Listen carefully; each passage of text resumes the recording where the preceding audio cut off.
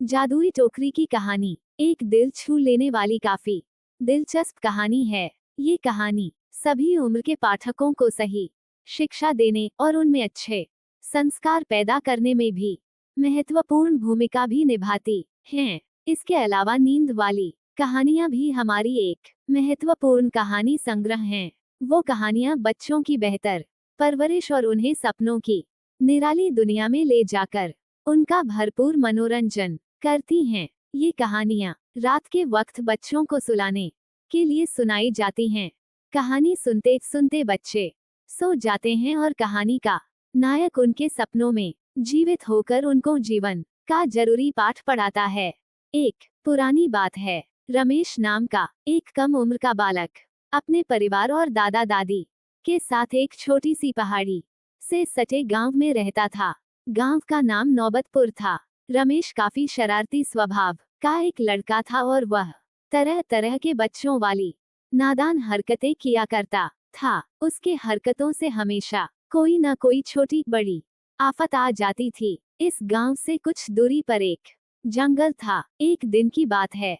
रमेश उस जंगल में घूमने के लिए गया हुआ था। वो उस जंगल में इधर उधर बस यूं ही घूम रहा था, तभी एक जगह रास्ते में जमीन पर गिरा हुआ बांस की बनी हुई एक टोकरी को उसने देखा। वास्तव में बांस की वह टोकरी एक साधारण टोकरी न होकर एक जादुई टोकरी थी। उस टोकरी को वह अपने दोनों पांव से ठोकर मार मार कर गेंद की तरह खेलने लग गया।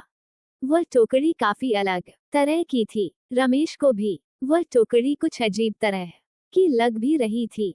अब उस टोकरी के बारे में जानने के लिए रमेश काफी उत्साहित भी होने लगा था। अब उसने उस टोकरी पर अपना पैर रखकर उस टोकरी पर चढ़ने का सोचा, परंतु जैसे ही वह उस टोकरी पर अपना पैर रखकर चढ़ा तो वह टोकरी रमेश को लेकर ऊपर ऊंचे आसमान में उड़ गई और उड़ते उड़ते बहुत दूर बादलों के पार लेकर चली गई। फिर घंटे भर बाद एक विशाल महल के अंदर ले जाकर रमेश को उस टोकरी से नीचे उतार दिया। रमेश उस बड़े और रहस्यमय महल में पहुंचकर आश्चर्यचकित होकर रह गया। अब वह महल में इधर उधर घूमकर जायजा लेने लग गया था। घूमते घूमते रमेश का सामना एक काफी लंबे चौड़े व्यक्ति से हुआ, जो उस समय महल में पड़े हुए बेशकीमती सामान जैसे सोना, चांदी, सिक्का, हीरा जवाहरात के खजाने के पास खड़ा होकर उस खजाने की रक्षा कर रहा था। उस विशाल व्यक्ति भी अचानक रमेश को देखकर चौंक गया। उसने रमेश से पूछा कि तुम यहाँ तक कैसे पहुँचे। रमेश ने उस व्यक्ति को अपनी सारी बातें बता दी। वह विशाल व्यक्ति काफी दयालु भी था। उसने रमेश को कुछ खजाना देने की पेशकश भी की, परंतु एक शर्त ये भी रखा कि रमेश बिना पूछे कोई भी चीज इस खजाने में से हाथ नहीं लगाएगा। रमेश काफी खुश हो गया। उसने उस विशाल व्यक्ति की ये शर्त मान ली थी। लेकिन कुछ दिनों के बाद ही रमेश पर लालच पूरी तरह से हावी हो गया था। उसने बिना पूछे खजाने में से कुछ सोना और जवाहरात चुपचाप चुरा लिया था। कुछ दिनों बाद रखवाले को एहसास हो गया कि कुछ सामान गायब है। जब खजाने के रखवाले को रमेश की इस हरकत का पता चला तो वह काफी गुस्सा हो गया था। उसने रमेश को महल में खोजा। खोजबीन करने के दौरान वह जादुई टोकरी उस विशाल व्यक्ति के पैरों के नीचे दबकर टूट फूट गया। उस टोकरी के टूट जाने के कारण अब रमेश का अपने घर वापस जाना संभव नहीं हो सकेगा। उस टोकरी के टूट जाने के कारण रमेश धरती पर वापस कभी नहीं जा सकता था। जब रमेश को यह एहसास हुआ कि उसने काफी बड़ी गलती कर दी है, तो वह उस विशाल व्यक्ति के सामने अपने आप को दोषी ठहराते हुए उससे माफी मांगा और जो भी कीमती सामान उसने चोरी किए थे वह सभी सामान खजाने के रखवाले को वापस कर दिया था। उसने ये वादा भी किया कि अब वो कभी भी बिना पूछे कोई सामान नहीं उठाएगा और चोरी कभी नहीं करेगा।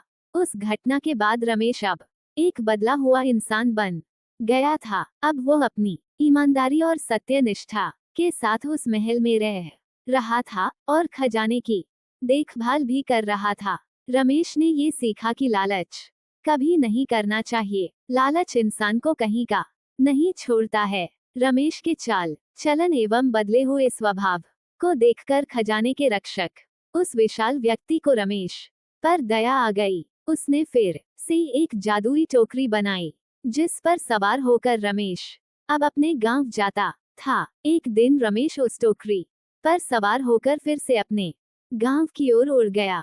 खजाने के रक्षक ने रमेश को कुछ खजाना भी दिया था। रमेश अपने गांव आकर उस खजाने में से कुछ हीरे जवाहरात अपने गांव वालों के बीच भी बांट दिए थे। इस कहानी से हमें ये सीखने को मिलता है कि ईमानदारी और सत्य निष्ठा का साथ कभी नहीं छोड़ना चाहिए। लालच हमें क्षणिक रूप से सुख दे सकता है, परंतु अंततः ये हमें विनाश की ओर ही ले